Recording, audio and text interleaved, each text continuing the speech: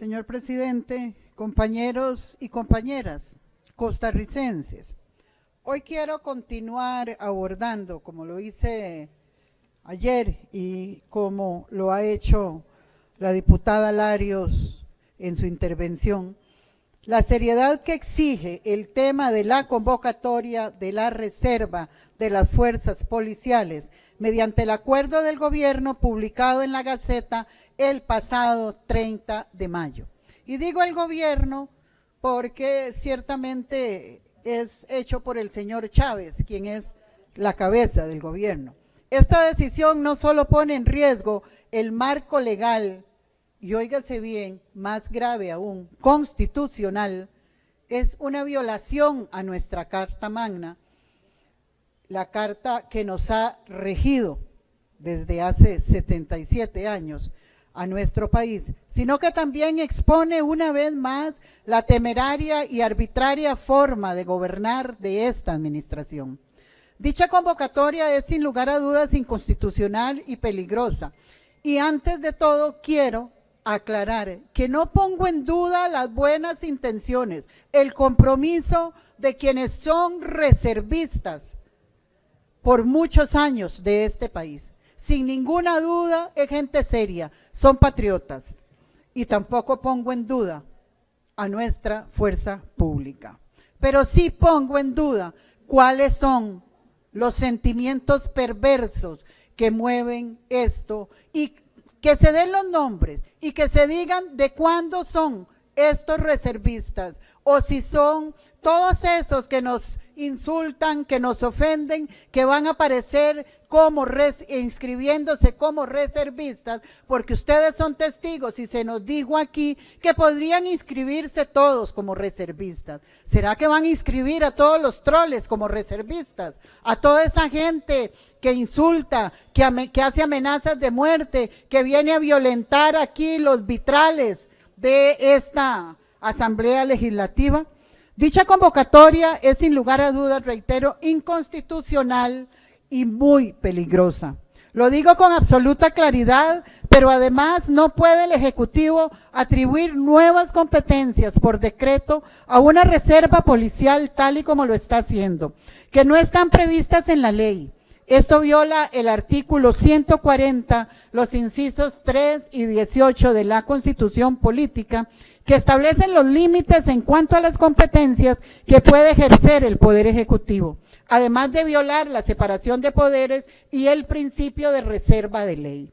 Y vayamos a los hechos. El artículo 43 de la Ley General de Policía es claro cuando señala que la reserva de las fuerzas policiales solo puede ser convocada para atender estados de emergencia o situaciones excepcionales, que según la Constitución Política, en su artículo 180 dice que solamente por calamidad, por conmoción interna o por guerra. Ahora bien, ¿cuál es el estado de emergencia que vive Costa Rica hoy, compañeros y compañeras? ¿Se ha decretado alguna calamidad nacional? ¿Estamos acaso en guerra? La respuesta es sencilla y contundente: no. Es importante que la ciudad comprenda con claridad a qué se refieren los términos guerra, que dichosamente aquí lo conocemos solamente por las noticias de estas situaciones dolorosas que ocurren en otras latitudes, pero que no lo conoce Costa Rica durante hace muchísimos años, y la conmoción interna y la calamidad política. Pues son precisamente estos los que la Constitución Política establece como condiciones excepcionales que podrían justificar una medida como la activación de reserva policial. La conmoción interna implica una alteración grave del orden público, como disturbios, rebeliones o situaciones que comprometan la estabilidad institucional del Estado. Compañeros y compañeras, aquí no se ha convocado la reserva para este tipo de situaciones, y me acuerdo, y no está don Francisco Nicolás y otros compañeros que sí lo vivieron desde Alcoa. cuando éramos casi que unos niños y veníamos a manifestarnos frente al viejo edificio de la Asamblea Legislativa y no se convocó a la reserva, ni siquiera para aquella enorme manifestación de los inicios del 70, cuando Alcoa. Han habido grandes manifestaciones en los últimos tiempos. El combo del ICE con Miguel Ángel Rodríguez. Y no oímos al presidente Rodríguez convocar a la reserva. El Tratado de Libre Comercio con Óscar Arias y aquellas grandes manifestaciones de quienes desfilábamos frente a este edificio, porque estábamos en contra de la propuesta de Óscar Arias del Tratado de Libre Comercio. No llamó el Premio Nobel de la Paz a la reserva. El Tratado de Libre Comercio, el fortalecimiento de las finanzas públicas, la reforma fiscal, la ley contra huelgas y las huelgas de APSE, las huelgas de los educadores. No ha llamado ningún presidente a la reserva para atender estas situaciones. La conmoción interna implica una alteración del orden público. En esos momentos había manifestaciones públicas y bastó con nuestra fuerza pública comprometida, honesta, responsable, valiente, porque eso es la fuerza pública de este país. Entonces, ¿a dónde está la conmoción interna? ¿A dónde está la calamidad? ¿A dónde está la guerra que nos obliguen hoy a llamar a la reserva? Gracias a Dios, Costa Rica no atraviesa ninguna situación de este calibre. Estos deben ser eventos de gran gravedad que justifiquen estas medidas extraordinarias. Y Costa Rica no lo ha hecho desde hace 70 años, cuando abolimos el ejército y apostamos por la civilidad como herramienta de convivencia democrática. El concepto de calamidad pública hace referencia a desastres de gran escala, terremotos, huracanes y ese tipo de situaciones que afecten profundamente a la población, a los servicios esenciales del país, y que se requiere que su magnitud de impacto sean tales que ameriten una respuesta institucional extraordinaria. Pero reitero, hoy Costa Rica no presenta ninguna de estas circunstancias. Otra preocupación que surge aún más grave y se da al considerar que una vez iniciada la campaña electoral, esta fuerza de reserva pasará a estar bajo el mando del Tribunal Supremo de Elecciones. Oigan ustedes qué graves, compañeros. La reserva nombrada por el presidente, que no sabemos quiénes son, no sabemos cuántos son, no sabemos dónde van a estar, no sabemos de dónde van a salir los recursos para su armamento y para sus uniformes, y bajo qué criterios fueron seleccionados. El Tribunal Supremo de Elecciones tendrá bajo su manto a estas personas. El Tribunal Supremo de Elecciones, ¿será que está dispuesto a que estas personas trasladen y le den resguardo a las tulas con los votos? ¿A ustedes no les parece esto casi como un cuento del gato con botas? Por favor, costarricenses, el tico es malicioso y el tico sobre todo no es tonto. Y aquí tenemos claro que se está cocinando algo con esto. Aquí es donde encendemos una señal de alerta. ¿Quiénes integrarán realmente esta reserva? ¿Bajo qué criterios están siendo seleccionados? ¿Con qué formación? ¿Con qué lealtades o motivaciones? ¿A quién le van a responder? Nadie lo sabe. Este manto de opacidad genera una inquietud legítima en un contexto democrático.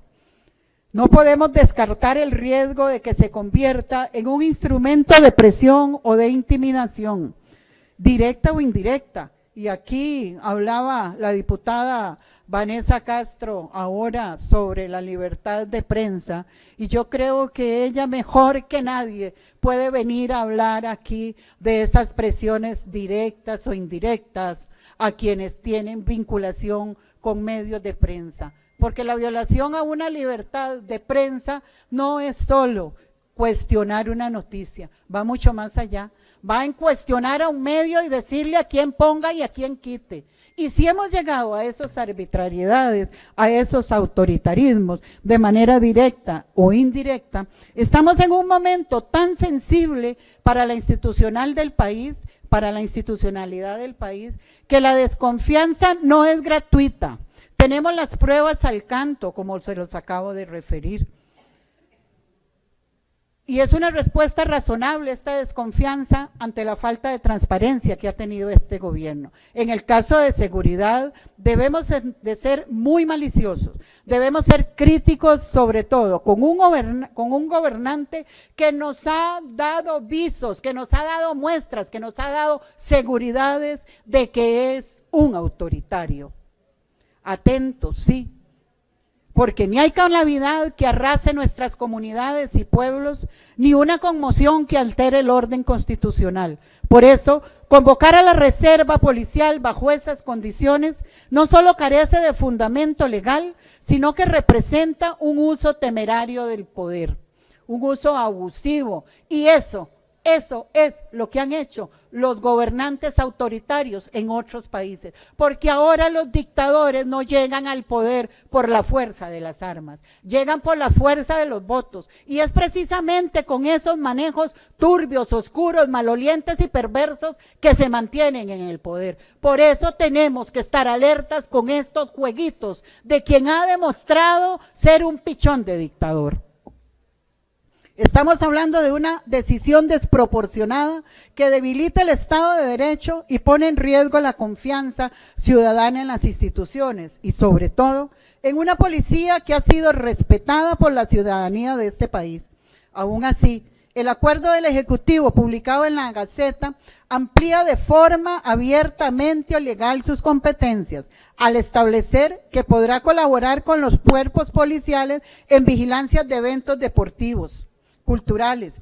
¿Desde cuándo un concierto o un partido de fútbol constituye una situación excepcional? ¿En qué cabeza cabe un festival cultural justifique una movilidad policial extraordinaria? Señores y señoras, en razón de que la Constitución no puede ser interpretada por el presidente, esto es una atribución que le corresponde únicamente a la Sala Constitucional. Esto es una muestra más para demostrar que hay una actividad y una actitud temeraria.